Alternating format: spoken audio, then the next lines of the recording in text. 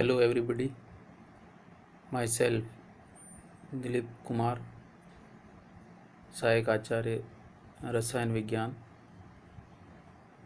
राजकीय महाविद्यालय बाड़मेर। आज हम बीएससी द्वितीय वर्ष के फिजिकल केमिस्ट्री के सिलेबस को डिस्कस करेंगे और इसके यूनिट 1 के फंडामेंटल्स या बेसिक्स को स्टार्ट करेंगे। सबसे पहले physical chemistry BSc part second में इसे पेपर 3 कहा गया है, जिसका कोड नंबर CH203 और इसे फिजिकल केमिस्ट्री सेकंड कहते हैं। Physical chemistry first BSc first year के अंदर है, फिजिकल केमिस्ट्री सेकंड ये आपके बीएससी सेकंड ईयर में है और फिजिकल केमिस्ट्री थर्ड ये आपके बीएससी फाइनल ईयर में। ये 3 ईयर डिग्री कोर्स में इनको फिजिकल केमिस्ट्री को 3 भागों में विभाजित किया गया है। फिजिकल केमिस्ट्री के अंदर टोटल 5 यूनिट का सिलेबस है, जिसमें पहला और दूसरा यूनिट थर्मोडायनेमिक्स से संबंधित है, तीसरा unit completely change phase equilibrium से संबंधित है। इसमें से थर्मोडायनेमिक्स फर्स्ट और सेकंड के काफ़ी टॉपिक्स आप पूर्व की कक्षाओं में 11th के अंदर पढ़ चुके हैं, तथा फेज इक्विलिब्रियम एक नया टॉपिक है। इसके साथ चौथे यूनिट के रूप में हम इलेक्ट्रोकेमिस्ट्री फर्स्ट और यूनिट 4 में इलेक्ट्रोकेमिस्ट्री सेकंड का अध्ययन करते हैं। इलेक्ट्रोकेमिस्ट्री फर्स्ट और सेकंड अर्थात यूनिट 4th और 5th दोनों ही आपके लगभग सभी टॉपिक आपने क्लास 12th के अंदर पढ़ रखे हैं और कुछ इसका स्टार्टिंग आपने क्लास 11th में पढ़ रखा है। और इस 5 यूनिट के लिए जो बुक सजेस्ट की जाती हैं वो आपके सिलेबस में भी मेंशन की गई है। उसमें रेफरेंस बुक्स के लिए हम elements of physical chemistry bye Atkins, physical chemistry through problems bye Dogra and Dogra, principles of physical chemistry bye पूरी, शर्मा एंड पठानिया, और हिंदी मीडियम के लिए इसमें चौथी बुक आपको दे रखी है भौतिक रसायन, जो डॉक्टर KR गेवा साहब द्वारा लिखी गई है, RBD से आती है। इस पूरे सिलेबस के अंदर मूल रूप से 3 टॉपिक हैं, इलेक्ट्रोकेमिस्ट्री, फेज इक्विलिब्रियम या प्रावस्था साम्य, और तीसरा है थर्मोडायनेमिक्स, जिसमें थर्मोडायनेमिक्स को 2 यूनिट में, इलेक्ट्रोकेमिस्ट्री या विद्युत रसायन को 2 यूनिट्स में और प्रावस्था साम्य को 1 यूनिट में शामिल किया गया है।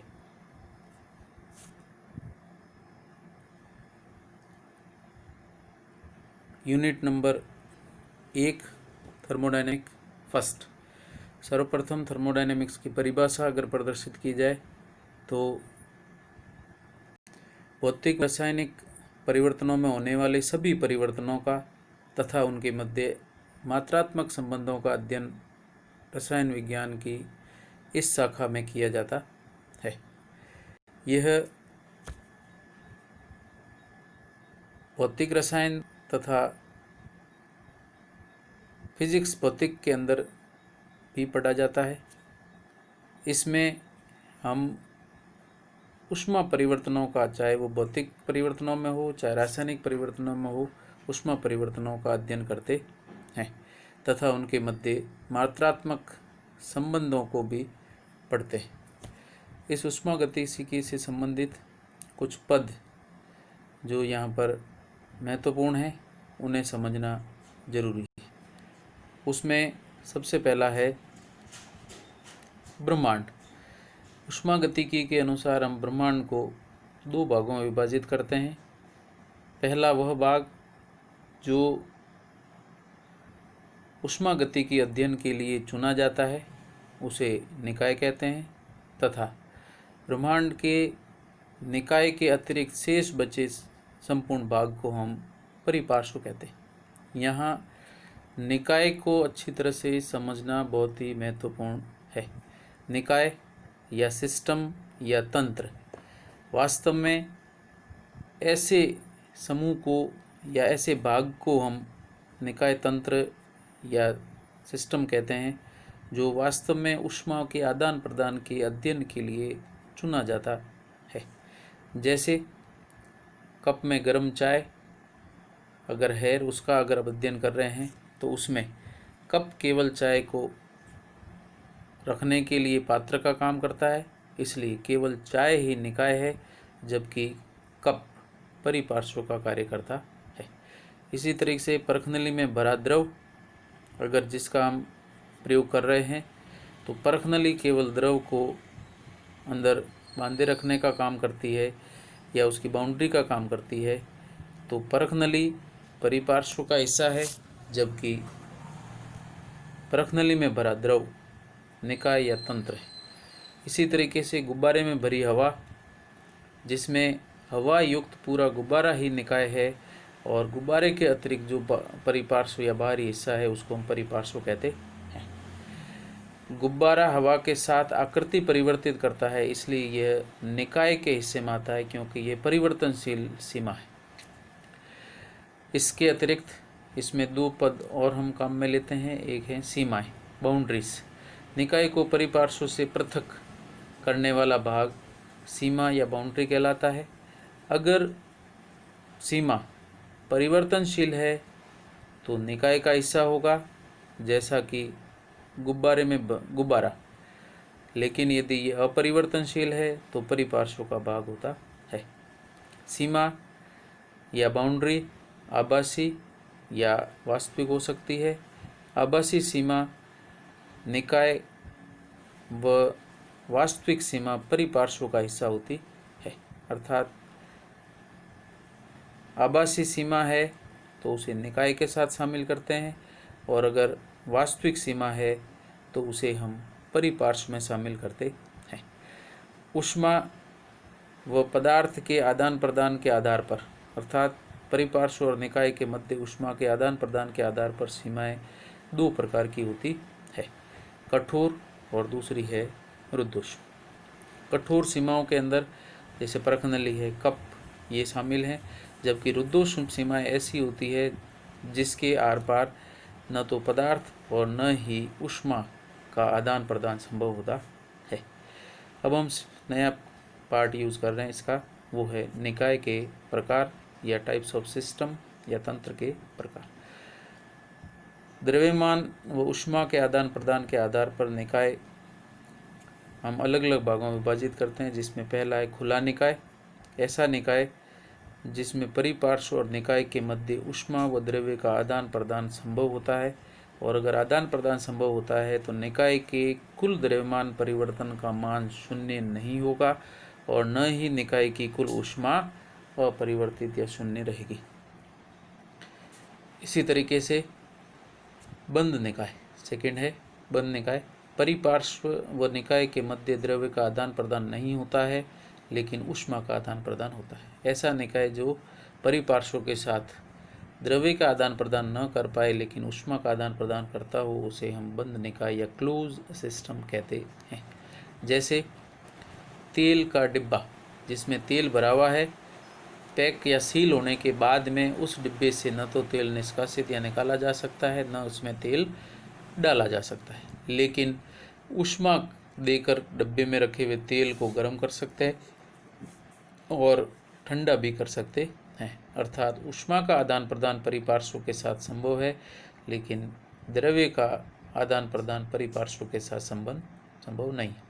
अतः निकाय के कुल द्रव्यमान का मान परिवर्तन शून्य रहेगा, जबकि ऊष्मा परिवर्तन शून्य नहीं। इसी तरीके से तीसरा निकाय है विलगित निकाय, जिसको हम आइसोलेटेड सिस्टम कहते हैं।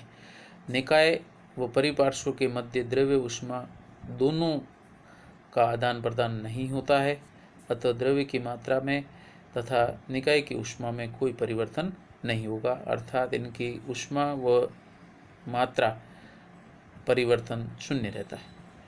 अर्थात dm द्रव्यमान में परिवर्तन भी शून्य होगा और ऊष्मा में परिवर्तन भी शून्य, क्योंकि निकाय परिपार्श्व के साथ न तो ऊष्मा न ही द्रव्यमान का आदान प्रदान करता है। इस प्रकृति का निकाय वास्तविक संभव नहीं है, केवल आंशिक विलगित निकाय ही हो सकता है। अर्थात वास्तविक रूप में ऐसा निकाय संभव नहीं है, केवल आंशिक निकाय के रूप में हम उदाहरण लेते हैं थर्मस फ्लास्क का, जिसमें एक निश्चित समय तक इसमें भरे गए पदार्थ का व ऊष्मा का परिपार्श्व के साथ आदान प्रदान नहीं होता, लेकिन लंबे समय बाद इसमें द्रव्य व ऊष्मा का आदान प्रदान हो सकता है। इसी प्रकार अब नया पार्ट है इसका, प्रावस्था के आधार पर निकाय के प्रकार। प्रावस्था के आधार पर निकाय को हम दो भागों में विभाजित करते हैं, समांगी प्रावस्था निकाय और विषमांगी निकाय। वह निकाय जो केवल एक ही प्रावस्था प्रदर्शित करता है, उदाहरण गैसों का मिश्रण, सभी प्रकार के विलयन, अर्थात इसमें एक ही प्रावस्था होती है, अतः ऐसे निकाय को हम समांगी या होमोजेनियस सिस्टम कहते हैं। विषमांगी निकाय ऐसे निकाय जिसमें दो या अधिक प्रावस्थाएं होती है उसे विषमांगी निकाय कहते हैं या हेटेरोजेनियस सिस्टम कहा जाता है, जैसे कोलोइडी विलयन, दो या अधिक ठोसों का मिश्रण, निलंबन आदि, ये विषमांगी निकाय के उदाहरण है। एक गैस व द्रव, गैस व ठोस भी विषमांगी निकाय का निर्माण करते हैं। नेक्स्ट है, इसी का महत्वपूर्ण भाग है ऊष्मागतिकी चर। गणितीय निरूपण के लिए इनकी आवश्यकता होती है, जिसे हम थर्मोडायनेमिक वेरिएबल्स भी कहते हैं। निकाय की अवस्था को दर्शाने के लिए प्रयुक्त किए गए मात्रक ऊष्मागतिकी चर या ऊष्मागतिकी गुण कहलाते हैं। उदाहरण के रूप में आंतरिक ऊर्जा, जिसको E और U से प्रदर्शित करते हैं, एंथैल्पी, जिसको H से प्रदर्शित करते हैं, आयतन, दाब, एंट्रोपी, ऊष्मा, कार्य आदि सभी ऊष्मागतिकी चर हैं। इनकी सहायता से ऊष्मागतिकी या निकाय की प्रावस्थाओं को प्रदर्शित किया जाता है। ऊष्मागतिकी चर के प्रकार। ऊष्मागतिकी चर पदार्थ की मात्रा या द्रव्य की मात्रा पर निर्भरता के आधार पर दो प्रकार के होते हैं, जिसमें पहला है विस्तीर्ण मात्रा निर्भर गुणधर्म, या इसे हम कहते हैं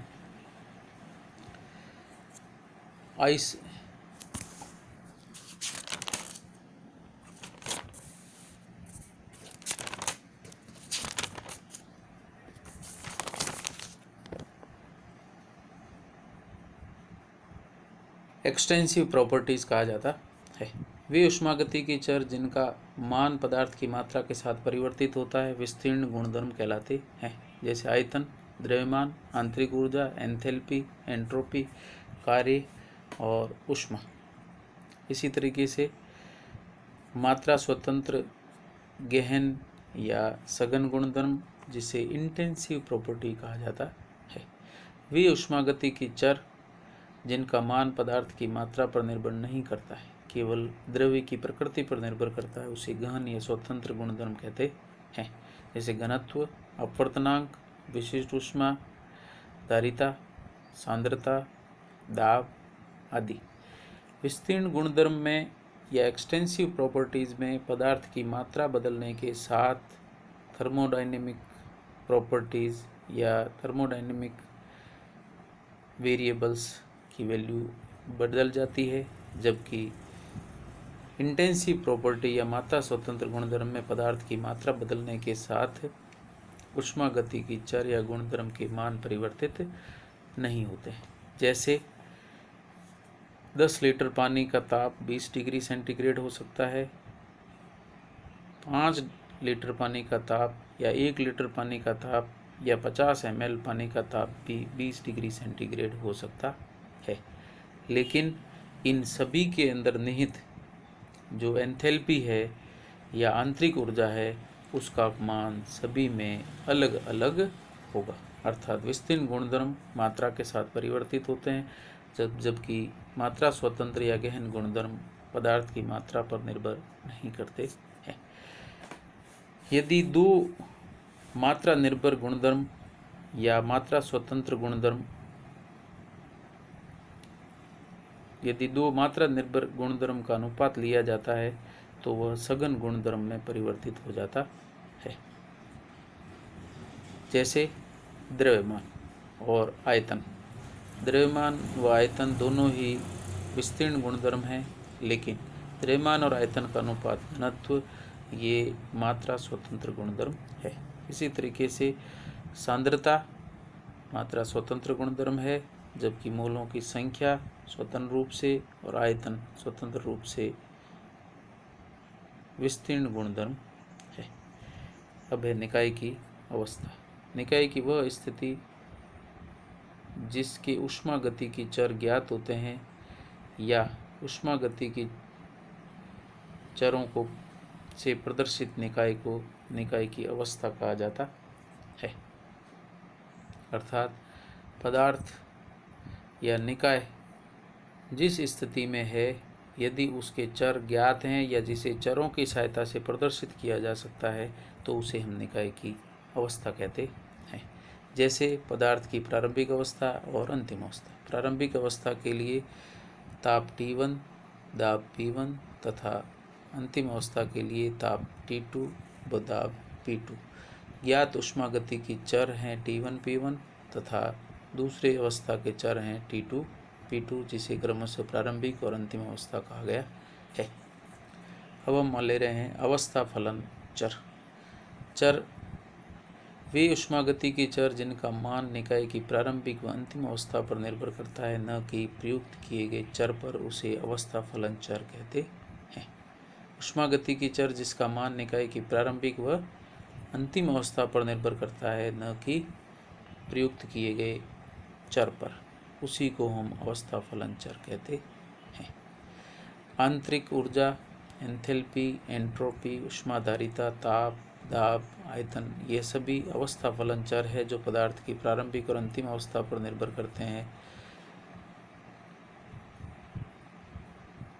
उनके पथ पर निर्भर नहीं करते। इन चरों का समाकलन किया जा सकता है, जिसे विशाल परिवर्तन के रूप में दर्शाते हैं।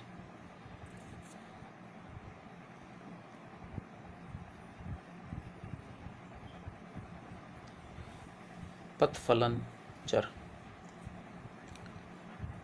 इसका मान निकाय परिवर्तन के पथ पर निर्भर करता है, न कि अवस्था पर।